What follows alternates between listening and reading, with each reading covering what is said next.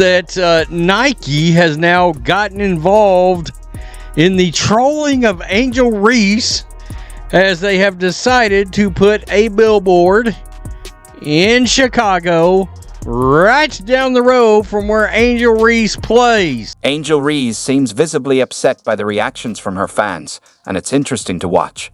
Why? Because in Chicago, a massive billboard prominently displays Caitlin Clark, right in Reese's own hometown. Supporters are responding as though it's a major issue, as if their favorite had just been defeated. Is one of the billboards, bro. So as y'all can see, it's not one, but it's two damn billboards in downtown Chicago. Social media is filled with backlash, labeling the billboard as disrespectful and offensive. But here's the reality. That billboard is well-deserved.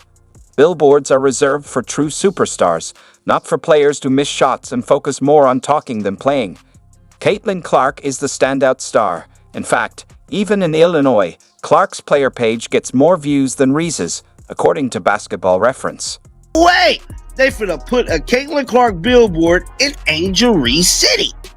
And I'll be damned. They did. Oh, they super did.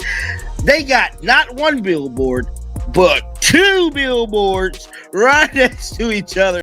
Reese's supporters are desperately trying to argue that this is an offense to their league's top player, but let's set the record straight. This is about business. Brands are drawn to the player who leaves a lasting impression, not the one who misses shots like she's constructing a barrier. Caitlin Clark represents the future, while Angel Reese remains more of a background presence. I was looking at her stats. I jotted some down right here, and she shoots an abysmal 39% from the field. She shot below 50% on shots less than 5 feet away, which is bad. Clark isn't just admired for her skill, she's transformed the perception of women's basketball. Fans watch for her, and young players are emulating her signature logo shots. Even casual viewers are now engaging with the WNBA. In contrast, Reese's supporters are still fixated on that one tournament run where her team led her to a national championship. And it's hilarious because it's my understanding now, she keeps telling us, Angel Reese keeps telling us that it's not just Caitlin Clark, that she's part of this brigade of women's basketball players that are leading all these new viewers into the WNBA. And I think it's these ratings right here that prove the biggest point. While Clark is paving the way for the future, Angel Reese is preoccupied with TikTok dances and attending every event that comes her way.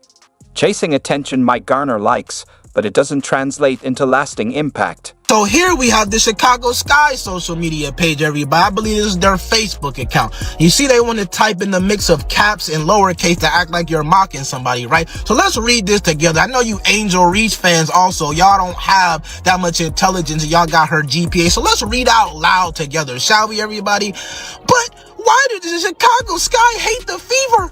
They play too hard. They talk too. Let's be honest. That billboard wasn't a fluke. Caitlin Clark earned every bit of that massive ad in Chicago, while Angel Reese's fans are reacting as if her jersey was burned in protest. Clark has been doing what she does best, making history. She's been filling arenas, setting records, and inspiring the next wave of players. You don't land a billboard by being the loudest. You earn it by being the best. Did kind of make me sad because as bad as she is at layups, and she is bad, I'm going to go over percentages in a second, I don't like to see someone's confidence completely destroyed like that. It's not, you know, what we don't set out to do that in sports. We set out to say, hey, you need to do this better. Or, I mean, I don't set out to do that. But like, it's just a fact. She is, I mean, it's more than a fact. She is not good at layups. Reese's supporters are struggling to accept the truth. They know Caitlin Clark is the one making a real impact, hitting logo threes while Reese misses easy shots. When Clark plays in Chicago, the arena fills up and many fans cheer for the Fever. Meanwhile, Reese gets ejected and posts fake tweets, while Clark continues to lead, win, and solidify her place as the face of the league. That's why she's on the billboard, and why even Reese's home turf has embraced Clark. When you think about the business and the long-term effects of the WNBA and how do we continue to make this a viable league and keep these fans around that you have, you got to think long-term. And in terms of longevity, Caitlin Clark provides that right now. She is a buzzword. She is trending globally, not nationally, globally. Regardless of what team you play for, whether you're a fan, everyone's talking about her right now. Just when it seemed like the drama had cooled off, Reese's fans found something else to complain about. This time, it wasn't the Billboard. It was Kelsey Plum, the two-time WNBA champion, Olympian, and actual winner, simply stated that the Sparks have the best front court in the league, and Reese's fans erupted, as if Plum had launched an attack on Chicago.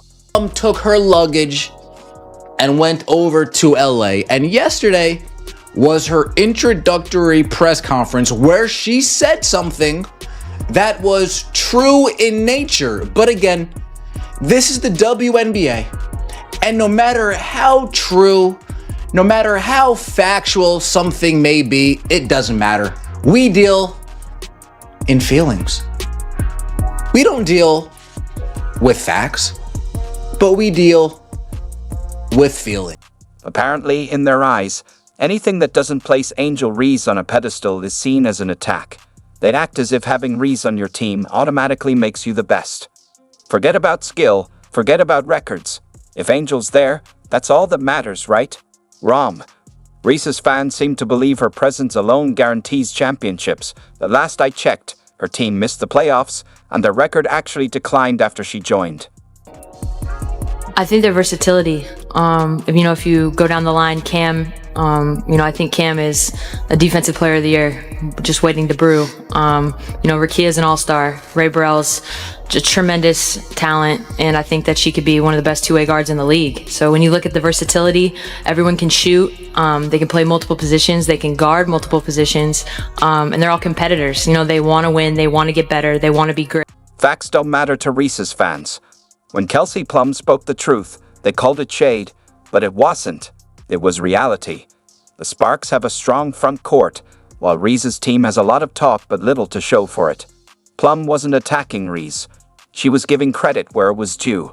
If Reese were truly on Clark's level, her results would speak for themselves, and fans wouldn't need to defend her constantly. 7 days out of 7 days, I would much rather pick De'Arica Hamby and Cameron Brink over Angel Reese and Camila Cardoso. That's just me. That's just the fact of the matter. Reese's fans have created this idea that her mere presence should intimidate the WNBA, but that's not how basketball works, especially when it leads to missed layups. They act like Kelsey Plum insulted them for saying the Sparks have the best front line. Reese is talented, but she's not the next Lisa Leslie or the face of the WNBA. Grabbing her own missed shots doesn't equal dominance. That's not elite basketball. Arguably better at basketball than Angel Reese. I think we all know this. Again, Caitlin Clark is, the huge A-list star, the Harrison Ford, back when Harrison Ford had that 20-year stretch of nothing but #1 movies. Domination, Star Wars, Indiana, historic domination. Caitlin Clark.